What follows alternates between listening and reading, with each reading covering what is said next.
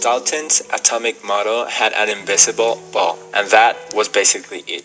Electrons, nucleus, and orbits are not found yet. This model was just a clockwise rotating ball. This was a too basic model.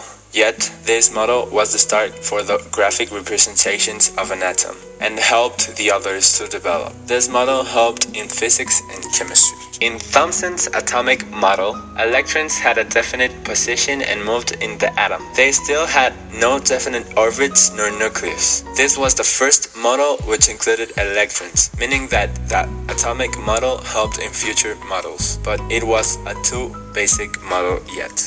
In Rutherford's atomic model, an atom as a tiny dense positive charge core appeared. It was surrounded by electrons and it repelled its positive charge bullet. It was located in the center of the atom and it was called nucleus. The nucleus is tiny compared to the atom as a whole. This model contained the electrons, the nucleus, and eventually Rutherford discovered the proton. In Bohr's model, atoms emit light at certain wavelengths or frequencies. This model contains electrons that are in the orbit and nucleus. A positive thing about Bohr's model is that it's more accurate than the others and it's the most common used because it is easier to read and it's labeled.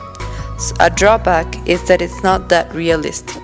The purpose of having an atomic model is to represent the atom in a way that a human being can have a basic idea of how it is.